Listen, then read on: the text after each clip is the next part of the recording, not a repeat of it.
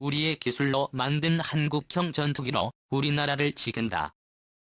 먼 미래의 이야기가 아니다. 국산 차세대 전투기 일명 KEFX의 개발이 순조롭게 진행되고 있는 것은 물론 시제기 완성을 눈앞에 두고 있기 때문이다. 세계적인 전투기 개발 현황을 감안할 때 KEFX의 개발 성공 및 수출 가능성은 매우 높으며 이러한 이유로 국내뿐만 아니라 해외에서도 KEFX에 대한 관심이 매우 높다. 현재 KEFX는 2021년 상반기 시제 1호기 출고 및 2022년 상반기 첫 시험 비행을 계획하고 있으며 개발이 순조롭게 진행될 경우 21세기 우리 공군의 주력 전투기로 활약하게 될 예정이다. 국산 차세대 전투기에 대한 국민들의 관심이 뜨겁다. 21세기 연금 방미를 책임질 공군의 차세대 주력 전투기를 우리의 기술로 만드는 사업이기 때문이다. 특히 서울국제항공우주 및 방위산업전시회 2019를 통해 KEFX 실물 모형이 공개되면서 기대감은 더욱 높아지고 있다. 많은 국민들이 KEFX 실물 모형을 통해 실제로 완성된 모습을 미리 확인해 볼 수 있었고 믿음직한 모습에 감탄을 금치 못하기도 했다. 서울 어덱스 2019에서 F-15K와 나란히 주기된 KEFX 실물 모형의 모습 일반에 공개된 KEFX 실물 모형은 F-21을 연상시키는 위풍당당한 모습에 많은 관람객들의 관심을 받았다. 서울 어덱스 2019에서 공군 창군 70주년 기념 행사 준비를 위해 KEFX 실물 모형 이 공군 최초의 제트 전투기인 F-86, F-세이버 앞을 통과하고 있다.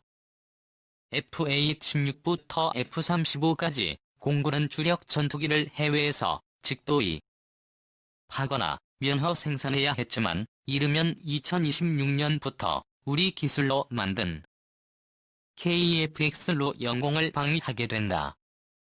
이미 우리나라는 보병소총에서 전차와 장갑차는 물론 전투함과 잠수함, 초음속 고등훈련기, 최첨단 유도무기 등 첨단 무기를 직접 만들 수 있는 국력을 갖추고 있다.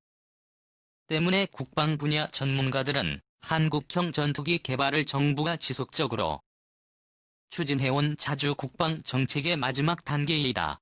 최종 완성으로 보기도 KEFX 개발이 어느 날 갑자기 결정된 것은 아니며 그 기원은 1997년까지 거슬러 올라간다.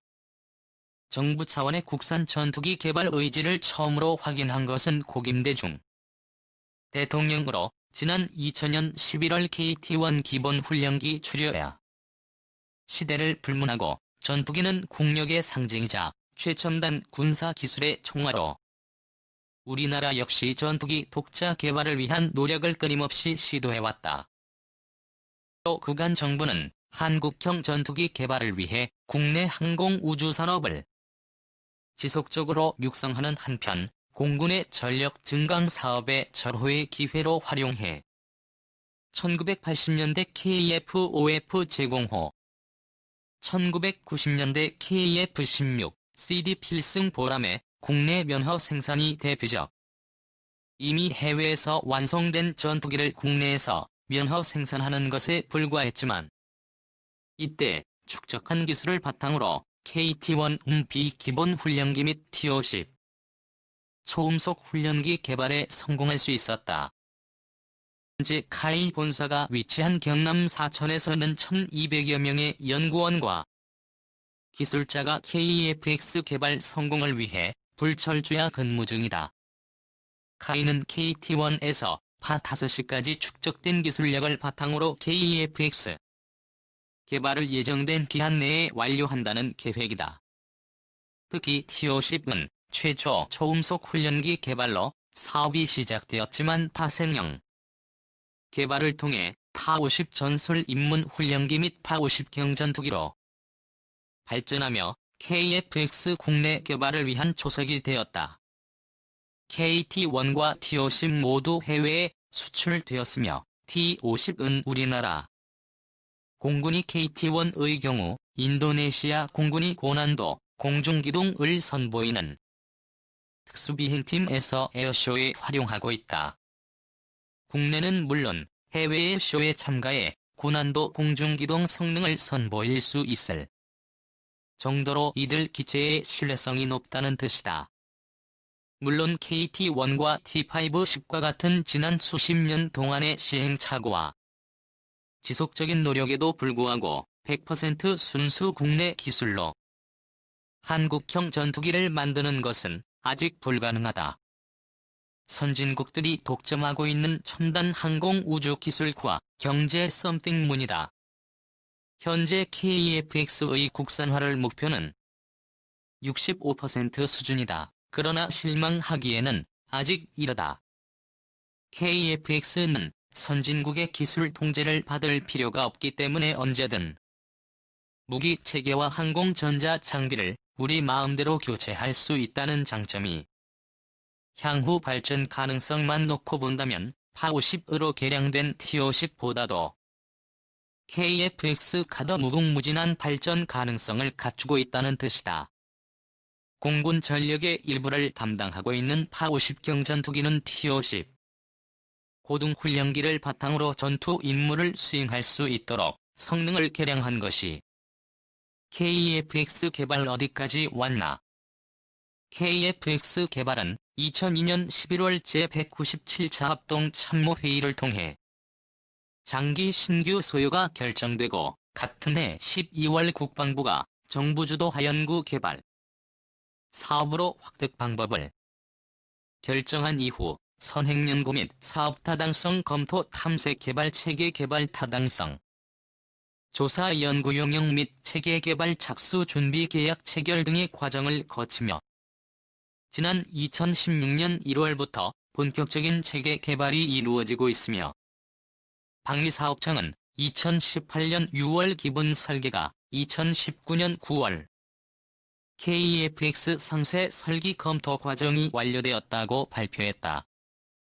특히 본격적인 체계 개발이 시작된 이후 3년 9개월 동안 세부적인 하드웨어와 소프트웨어의 상세 설계를 마무리한 것은 물론 풍동시험, 주요 분야별 설계와 해석 결과를 비교 분석해 지속적인 개선이 이루어지고 있는 것이 특징이다.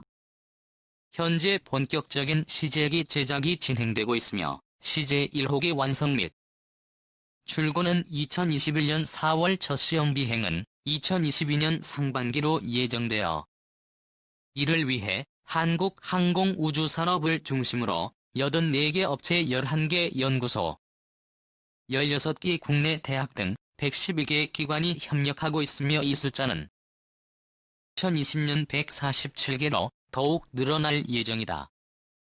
하이가 KF-X 체계 통합 및 최종 조립을 담당한다면 한화는 에어저, 레이더 및 엔진 랜딩 기어와 같은 주요 구성품의 개발 및 국내 생산을 한국항공우주연구원 연구시설에서 동시험 중인 KF-X 축소 모형 KF-X의 형상을 최적화시키기 위해 수차례의 설계 및 형상 변경이 KF-X의 눈이라 할 수 있는 능동전자 주사 시위상 배열 레이더 개발 역시 순조롭게 진행되고 있다. KF-X 에저 레이더 개발 및 체계 통합은 지난 2016년 8월부터 국방과학연구소 주관으로 진행되고 있으며 국내 연구 개발은 CG 업체인 일화시스템이 담당하고 있다. 2018년 6월까지 기본 설계를 완료하고 하드웨어와 소프트웨어 상세 설계를 진행했으며 개발 3년 만에 하드웨어의 85%를 제작한 것으로 알려지고 개발 완료까지 3,658억 원의 예산이 투입되며 현재 2020년 하반기 첫 에저 레이더 시제품 완성을 목표로 제작 및 지상 시험이 진행되고 있다. 본격적인 체계 통합에 앞서 B737급 시험 항공기를 활용한 공중 시험이 이스라엘과 국내에서 진행될 계획이며 2023년부터는 KF-X 시제기에 탑재해 지상 및 비행 시험이 진행될. 현재 개발 완료 시점은 2026년으로 예상된다. 국내에서뿐만 아니라 해외에서도 KF-X에 대한 관심이 뜨겁다. 미국과 서방 세계는 물론 전 세계적으로 살펴봐도 국가적 차원의 전투기 신규 개발은 손가락으로 꼽을 수준이기 때문이다. 특히 서울 어덱스 2019를 통해 KF-X 실물 모형이 공개되면서 더욱 화제가 되고 있다. 외형만 정밀하게 만든 전시용 모형이 아닌 실제 개발에 활용되는 레이더 반사 면적 측정용 실물 모형이었기 때문이다. 더욱이 최첨단 F-22를 연상시키는 각진 외형의 F-15K와 비교해도 전혀 손색 없는 KF-X 실물 모형의 당당함은 해외 군사 전문가들의 시선까지 한 번에 사로잡았다. 서울 어덱스 2019에서 카이는 일반 전시 모형이 아닌 RCS 용 실물 모델을 공개해 국내외 군사 전문가들의 시선을 집중시켰다. 현재 목표로 하고 있는 KF-X의 성능은 다음과 같다. 먼저 외형은 길이 16.9m, 폭 11.2m, 높이 4.7m로 현재 공군의 실전 배치 중인 F-35, 이보다 길이는 약 1.2m, 폭은 약 0.5m 더 큰 수준이다. 엔진의 최대 추력은 44,000파운드. 최대 이륙重량 25.6톤, 최대 속도 마하 1월 8일 1. 항속 거리는 2,900km의 최대 무장 탑재량은 7월 7일 톤이다. 기체 배명과 주날개에 10개의 무장 장착대가 있다. 흥미로운 점은 KF-X의 스텔스 성능이다. 사실 KF-X는 본격적인 5세대 스텔스 전투기가 아닌 4.5세대 전투기를 목표로 하고 있다. 하지만 최신 설계 및 저피지 탐구 기술을 적용해 이미 상당한 수준의 스텔스 성능을 갖추고 있는 것으로 알려지고 있다. 일부 국내 언론에서 KF-X의 레이더 반사 면적 값이 0.5제곱미터 수준이라고 보도했을 정도다. 미 공군이 홍보 책자를 통해 공개한 일반 전투기와 스텔스 전투기 및 스텔스 폭격기의 RCS 비교 자료, 일부 국내 언론 보도와 같이 KF-X의 RCS 값이 0.5제곱미터라고 할 때 기존 4세대 전투기보다는 월등히 우수하다는 사실을 확인할 수 있다. 참고로 B-52H와 같은 폭격기의 RCS 값을 100제곱미터로 보았을 때 부분적인 스텔스 기술이 적용된 B-1B 폭격기의 RCS 값은 F-15E와 같은 대형 전투기의 RCS 값은 5에서 6제 군 MF-16과 같은 전투기의 RCS 값은 3에서 4제곱미터 내외로 알려져 스텔스 기술이 적용된 F-117A 나이트호크 스텔스 공격기의 경우 RCS 값은 0.003제곱미터이며 F-22 스텔스 전투기의 RCS 값은 0.001제곱미터, F-35E 스텔스 전투기의 RCS 값은 0.005제곱미터 수준으로 참고로 3, RCS 값은 0.01제곱미터이며 작은 벌레의 RCS 값은 0.001제곱미터이다.